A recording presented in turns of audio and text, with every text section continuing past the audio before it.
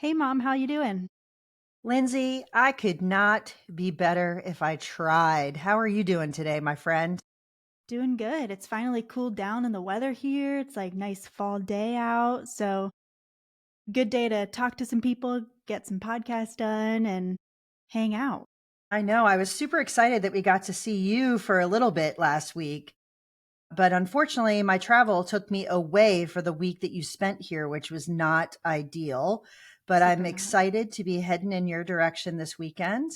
Anyway, without further ado, why don't we welcome our guest to the show? Today, I have one of my very close friends, someone I've gotten to know a fair amount over the last several years, Mr. Rob Bowen of Patriotic Insurance Group. Rob, welcome to the show. Thank you for having me. It's an honor and a pleasure to be here. Yeah, we have been friends for a while now, right? Like, I'm trying to think when I first met you, and it feels like a very long time ago. It's been a couple of years. I don't remember the first time we met. I think I probably knew who you were first. Your name was out there, and then we probably met up at a conference or something. Well, I don't know about that because your name's pretty out there too, if I'm being real, right? Rob, I actually think the first time I knew you, you were doing something for veterans, collecting suits. Is that right? Yep. Yeah, we've been collecting suits for almost 6 years now. Yeah. Did you just finish up your drive for this year, or is it just kicking off? I'm not sure. It's continuous. It's Oh, continuous. Yeah, we're actually in the process, unfortunately, of phasing it out shortly, but it's been a continuous process for the last 6 years. yeah. I love, love, love that you do that. So Rob, you and I have gotten to spend a fair amount of time over the black. I don't know, maybe that's probably the understatement of the year. We've gotten to spend a fair amount of time together because you're looking to grow your agency. I think there's no two ways around that. You've been exploring growth by acquisition for a period of time. Why don't you, and this is a topic that a lot of agents don't speak freely about. So I'm going to ask you questions. You can feel free to answer, not answer, go as deep as you want.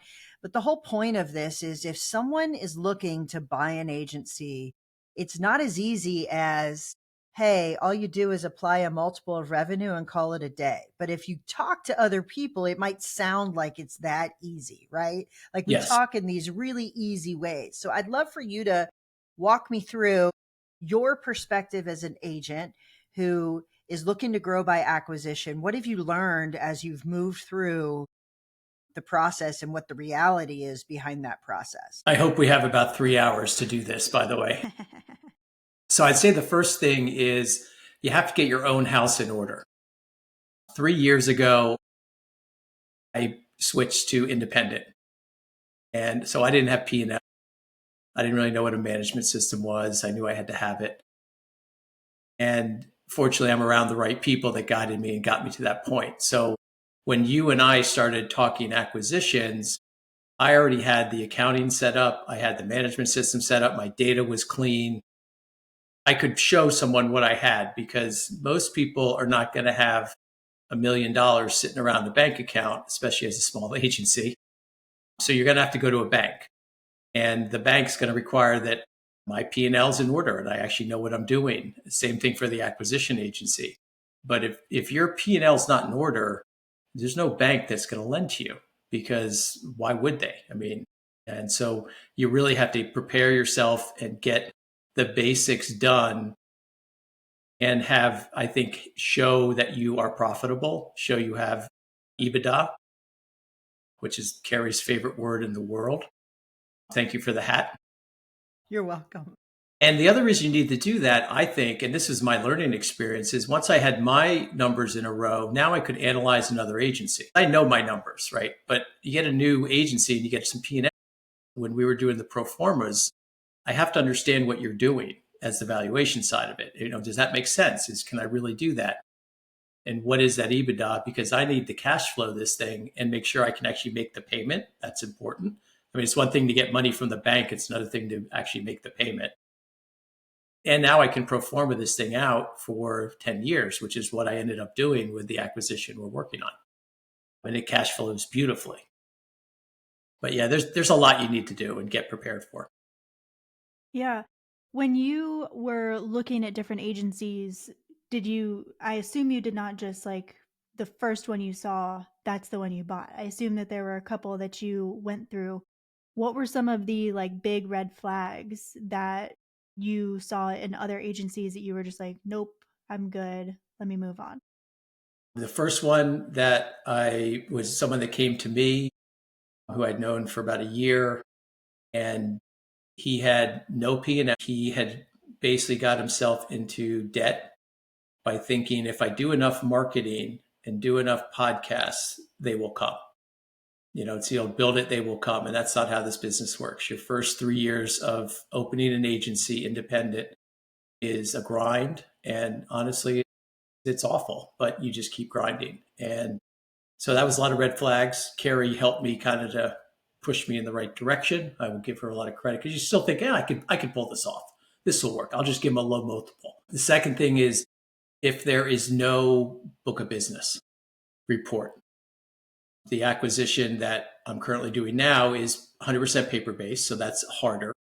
But the first one we talked about, their management system was a mess. I mean, they had 6 duplicates of every policy. The agency owner had no idea what their book of business was. And I'm just saying, give me a book of business, give me an idea of your premium.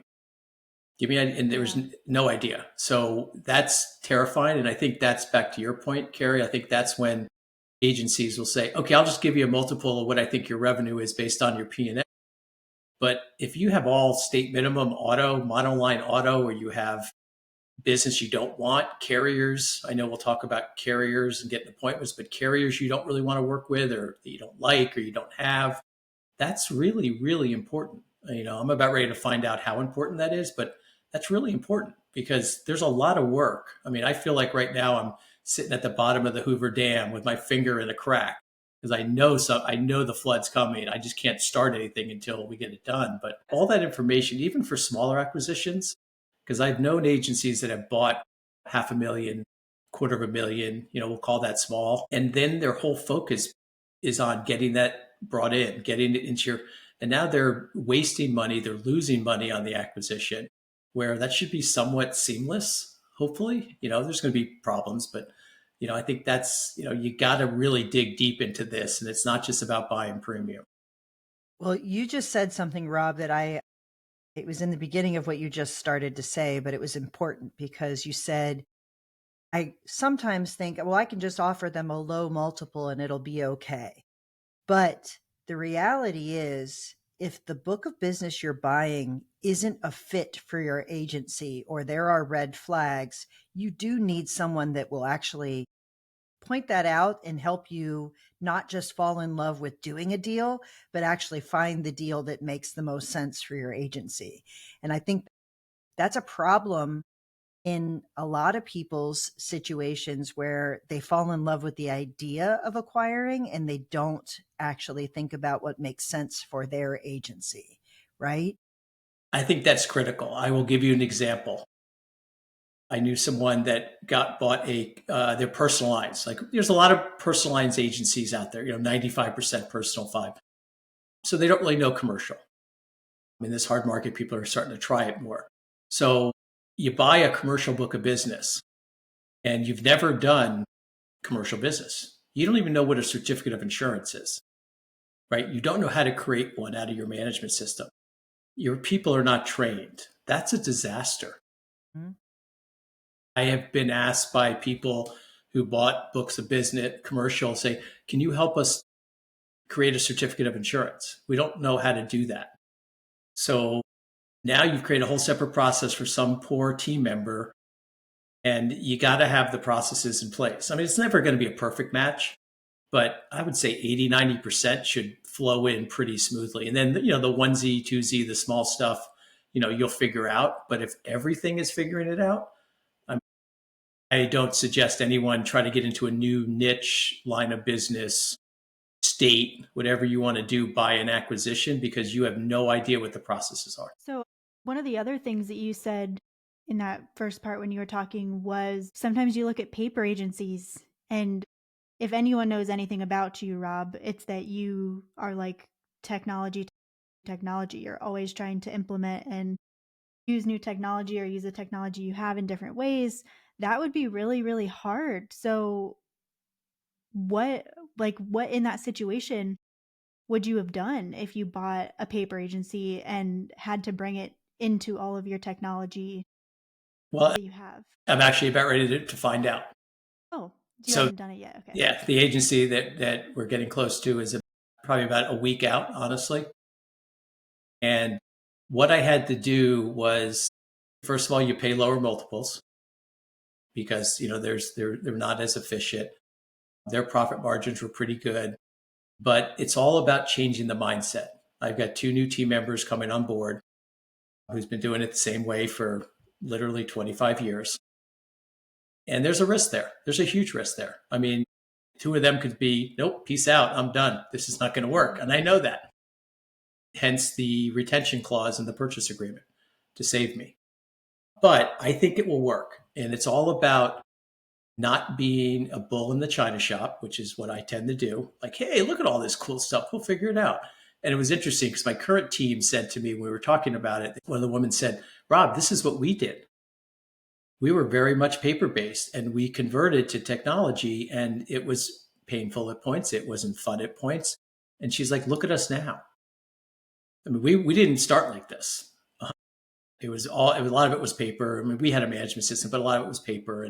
And I said, you're right. That's exactly what this is. So yeah, there's a risk, but I think the margins, and if you're successful, the profit you can bring out of these paper-based agencies, because I hate to say this, and I'll probably be struck down by somebody, but paper-based agencies aren't going to survive. I mean, their day is coming. It's just a question of whether they convert to technology, which is hard, right? Change is hard for everybody. And honestly, those agency owners that were running it, they were very successful. I mean, success is what's in your mind, right? $100 million agency for a lot of people. You're paying the bills, you get a salary. Some people call it a lifestyle agency, and that's fine. There's nothing wrong with that. So that's where change is hard. But the perpetuation part of it, and you're bringing in your generation now, Lindsay, not my generation, is not going to put up with that. I mean, there's no way I could see you working in a paper-based agency. Or any of my kids. You're the same age as my kids. There's no way. You'd be like, day one, when I said to you, okay, print this out and go over to that filing cabinet, Lindsay, and put it in the correct order and color code it blue, you'd be like, see ya. What's so funny is my boyfriend's family owns a business and they also live in Charleston. So we go to their house sometimes and they have a printer. And I was like, you guys are hardly ever here. Why do you own like this like huge like office printer in your home? Like this is ridiculous. And they were like, oh, well, when we work from home, we fax our papers to home and we have a filing cabinet. And like that's just how we like to do it. And I'm like, there's email for that. There's Google Docs for that. Like, I was going to say what that, are yeah, you talking Dropbox. about? Yeah. Like, no. Yeah. Working in a paper agency would probably put me into a coma, not going to lie. You That wouldn't would last be 15 awful. minutes. Yeah. No, I would be so frustrated. And I mean, I work with my daughter. I'm fortunate to do that. And she actually is, I hate to say impressed, but she's like, wow, you kind of understand this. I don't understand a lot of the technology. I can get the process and know I have a problem and there's software to fix it, but it allows you to scale. I mean, my technology budget's big, but I don't have to hire bodies. When we make this acquisition, this will double me in premium and revenue. And I'm not bringing anyone on. And the 2 team members of the acquisition agency, I have already, in the space of 1 visit up there and spent 4 days watching what they do, have freed up probably 20 hours a week for them because everything takes forever, And I walked one of them through, okay, instead of you printing out that confirmation of adding an auto, you print it as a PDF and you save it to Hawksoft and you're done. She's like, oh, that's pretty cool. I'm like, yeah. I said, so in all the cell phone numbers and we're going to have email and, they have 1 email address for the whole office. That's not uncommon. I'll tell No, you it's that. not. It's not. It's not that uncommon. Yeah. This was, when I got into this agency, I had heard of these kind of agencies and all of it's true. Mm-hmm. So Rob, I have two questions for you. I think the first one, well, first thing I just want to say something because you said something that I think we all believe that paper agencies won't survive. But I think I'd say it a little different. And here's the reason why. Our industry moves slow. There's no two ways around it. The way I would make that statement is paper agencies will have a difficulty thriving. They might survive, they might, but they're not going to compete. There are too many other agencies adopting technology, adopting tools and a mindset to be predictive in the way they handle their customers. And I get it. It's a small percentage now, but as people shift and new owners take over, wave is not slowing down. It's going to get faster and faster and faster. And the marketplace is demanding it. Customers are demanding it. Our environment's demanding it. So while I don't believe they won't survive one, I think they won't thrive and they will be the targets of acquisitions. No two ways around that, right? I think that's a better way to say it. Yeah, to say they, but I think also we're going to see the value of those agencies is going to drop. It's dropping now. And Yeah, there's no doubt. so if you have this asset, I mean, I view what I'm doing, I'm not building a revenue stream. I'm building an asset that I'm going to sell in 7 to 10 years or perpetuate or something. Right now it's a sale. That's my goal.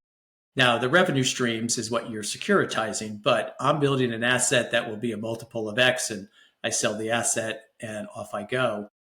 Those, because of the lack of technology, because of the lack of, because when you have no technology, you have no process, right? That's just a definition because you can't track anything and you can't scale. And these are local agencies. They're geographically constrained.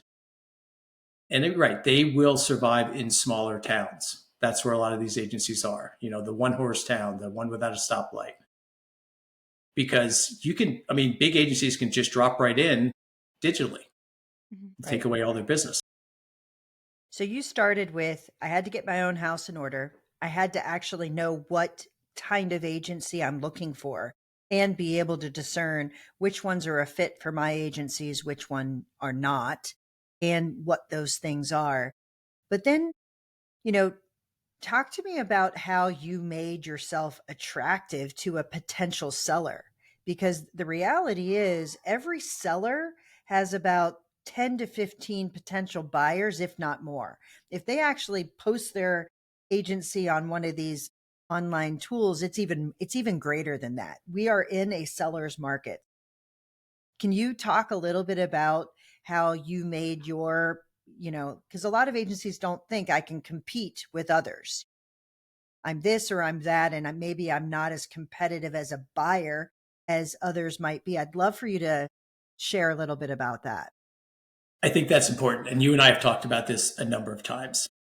And I had the pleasure of hearing you speak and to discuss this. It's about matching a culture. It's about who you are as a human being. The agency I'm acquiring, I had to look the woman in the eye and promise her I would take care of her team and take care of her clients. My website is Patriotic Insurance Group. Very much red, white, and blue. I am who I am. Take it or leave it. And that was very appealing to her. Apparently, I was told that she watched a video that I put on my website, and that showed her my personality, showed her who I was. And that's the way we have to brand ourselves. That was unintentional. That was not done on purpose. That's just how we brand ourselves. And I like doing videos. I'm a good speaker. I'm an awful writer. So if I need to do a blog, I go and just do a video and then we transcribe. If you give me a blank piece of paper, I will not be able to start it. I just can't. But I think, your point, Carey, is you need to have that social media presence. You need to be out there. Ironically, this agency has zero social media presence. It's one of those things. But I think as an acquirer, you have to put out who you are. You got to stand up for what you believe in. And some people will like it, some people won't. But what it says is the team members know who I am and where I'm coming from. You got to be authentic too. Like Yeah. if just putting a video out there, if it's not a representation of who you are, then people will know that 100. Oh, I right. just think it's really interesting. I'm sitting here thinking like, okay, we're talking about videos, we're talking about technology, we're talking about all these things. Rob, I'm not going to ask you your age, but you're not the average agency that we're thinking has embraced all of this stuff, but you have. And look what it's done to position you, which is super Exactly. interesting, I'm 59. I'm a baby boomer. Yeah. I'm the tail end. I'm born in 63. I'm the baby boomer generation. Technology is not something to be afraid of. Technology is an investment. And did I have, and I probably still do, did I do the thing that most people do is go to IAOA and buy everything? Yes. I'm guilty as charged. I didn't do that this year. But now what I'm doing is I'm leveraging my relationships with these insurtechs and helping them because they don't know insurance. Some of them do, some of them don't. And the reason I do that is 80% of this industry, thank you, Carey, for this stat, I use it all the time, is below 1 million of revenue. They're small agencies like me. Even my combined agencies will be below that number. I want to make sure that these insurtechs price and market to that group. That's the group that needs help. We need help. I've talked to other insurtechs where the cost is it's cost prohibitive, and it is what it is. It's like, okay, you obviously don't want me. I'm not paying you $2,000 a month for your little widget because I can't make money on that. So so I think you got to look at technology as a person. We're starting to get RPA. We have bots. I mean, I use an RPA in my office now. I'm building another one that's going to save me hours. The first bot I brought in saved my VA probably 2 hours a day. Nice. I mean, you can't, and it cost me $90 a month. I mean, that's not even an argument. I mean, how do you argue against that? So you're right, Carey. And I think age is a number. Mm-hmm. I didn't grow up with any of this stuff. If you understand the processes and you understand how things work, you will fall upon these insurtechs and go, oh, that's what you do? Okay. Either as a smaller agency, either we don't do it now, and this would be really good to have for us, or we do it and it's completely manual. Now we can automate it because what I wanted to build was a platform that can scale without adding a lot more people and a lot more expense. And that's what we have. I mean, I literally have it set where I can acquire this agency. I can double this in 3 or 4 years is my goal. And I'm not hiring anybody. I might have to bring on one more VA. I don't need any more bodies. We have plenty of capacity right now. So I'll be double this and have very few employees and yet providing really good customer service to my clients. So, one other thing I would love to ask you about is like you are independent. Do you have all the carriers that your agency you're buying has on their book? And what does that look like? That is a great question because that I think can be a showstopper very quickly. You don't want to have to book roll an acquisition. Yeah. That's hard. And carriers right now, honestly, in this market probably wouldn't do it anyways. They don't want any business. I'm in New York, so we're following California and Florida. Mm-hmm. We already have capacities. But even let's just call it, let's say we're in a soft market, normal market. That's a lot of work. So Totally. one of the big things that we did was I looked at like 80% of the premium and what the carriers were. And I didn't have a couple of them. In New York, we have a lot of these little mutuals that are geographically located based on the risk. So one of them, they insure island homes. Who's going to insure an island home? You talk to travelers about that, they're going to laugh at you.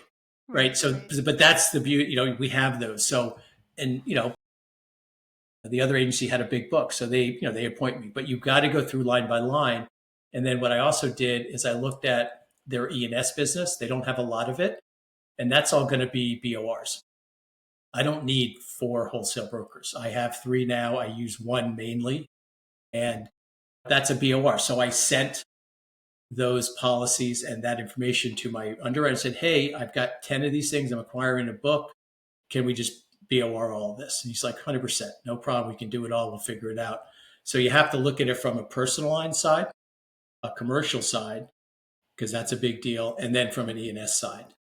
And then if you don't have the markets, then you've got to work on a network, an aggregator, someone like that, because I believe most aggregators will work with you and say, hey, I don't have Travelers. I don't have whatever carrier I don't have.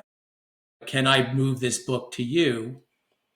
And why would an aggregator say no to that? They're not going to say no. Be careful when you talk with aggregators. I'm not going to get into that conversation right here and now, but make sure you read the contract. So 100%.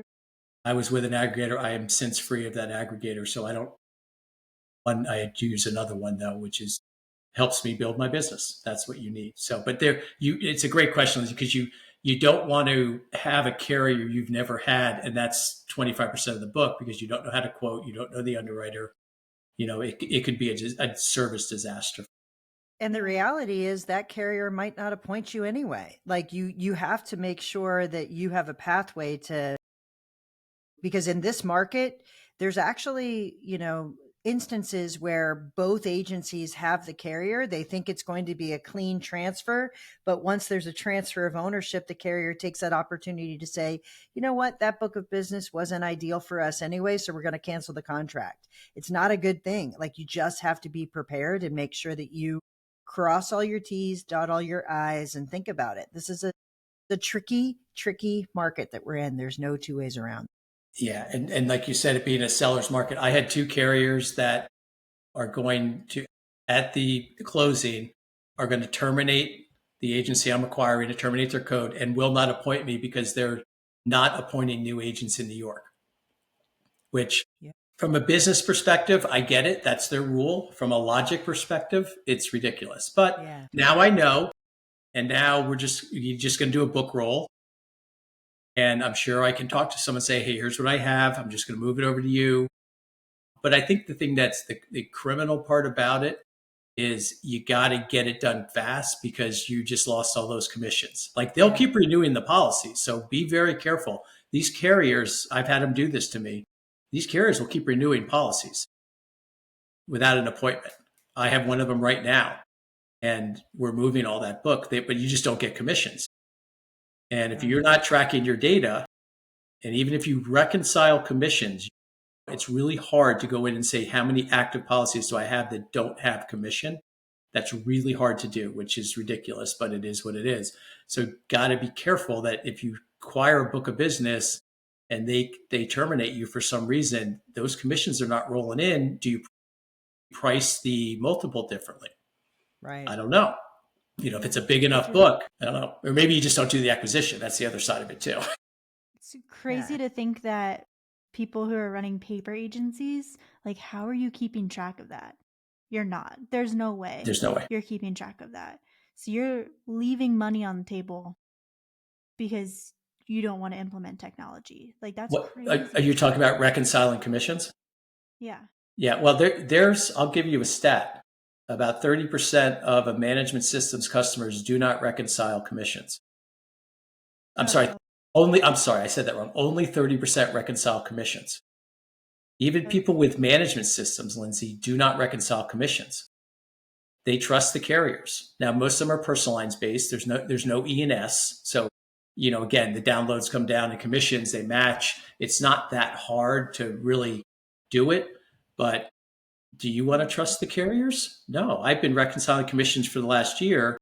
And guess what? Now my book of business and my P&L match perfectly. I also charge fees. That's completely 100% reconciled. I have someone auditing my trust account. I'm the only one in the trust account. I'm a control freak, I admit it, but I also don't want to put anyone else. But I want someone looking at it. I'm not going to steal for myself, but I don't want to make a mistake. It's not my money. It's premium money. Yeah. Right. So, all right, Rob. Well, we covered some of the topics, not nearly all of the topics when you acquire a book of business. That'd be impossible. And I don't even think we could do it in 3 hours, to be quite honest with you. But here's what I'd love to leave our listeners with. If you had to give someone a piece of advice as they're starting through this process as the first time around, what would you tell them? Make sure you have a team around you. And that team would be Carey Wallace. I'm just going to say it. For valuations, make sure you have an attorney. Make sure you have an accountant. Make sure you have these people around you. What I did is when we won the bid, I interviewed 7 agency owners that had done acquisitions with paper and interviewed all of them and said, how did you do it? What sword did you fall on? Go through that drill and make sure you have the right people around you. This is not the time to go cheap. Too many people in this industry go cheap. Oh, that's too expensive. Why are you doing your accounting? Well, I could probably go on ChatGPT right now and say, give me a purchase agreement to acquire an insurance agency. And I'm sure it would be wonderful. I don't even want to say the word. That is not a good idea. My attorney has been priceless. I don't care that he's charging me thousands of dollars, because if he doesn't do what he's doing and there's a problem, especially with paper-based, because you got to remember, we don't really know what the book of business is. We have book of business reports, right? Fortunately, we got a lot of information. I'm not saying that the agency owner that I'm buying from, she's a very honest, ethical person. But again, to your point, Lindsay, how do you know? Oh, that's right. We forgot about insurance company A in this filing cabinet because we don't really, So part of the purchase agreement is it a valid book of business? Here's the revenue we expect. If we don't get that, there's penalties. But there's all these things to protect me from myself. So I would say you have to have an evaluation person, and it has to be EBITDA. I could say smaller books, maybe you do a revenue because there really isn't. There's no expenses. But if you're bringing expenses on board, like I'm bringing a whole agency on board, you got to have it, because who cares if they have $500,000 of commission? If their expense base is huge and I can't get rid of it, it's not the way I run my agency, So a team, and talk to other agency owners that have done it and who have the scars to prove it. Well, I appreciate you coming on. Oh, go ahead. It's been a pleasure to talk to you. We could literally talk to you all day long. I could ask you so many more questions. I feel like this has been such a great conversation. So thank you for coming on and sharing a little bit with us. We really appreciate it. Thank you very much. It's a pleasure and honor to be here. If someone wanted to reach out to you and have you be one of their 7 people they interview, where can they reach you at? You can go to my website, Patriotic Insurance Group. My email is rob@Patriotic Insurance Group. That's the best way to reach me. I'd be more than happy to help anybody. That's how I've gotten to where I am, is by other people helping me. And that's just what you do. You keep giving back and you keep getting the rewards. Cool. Thanks so much. Thank you, guys.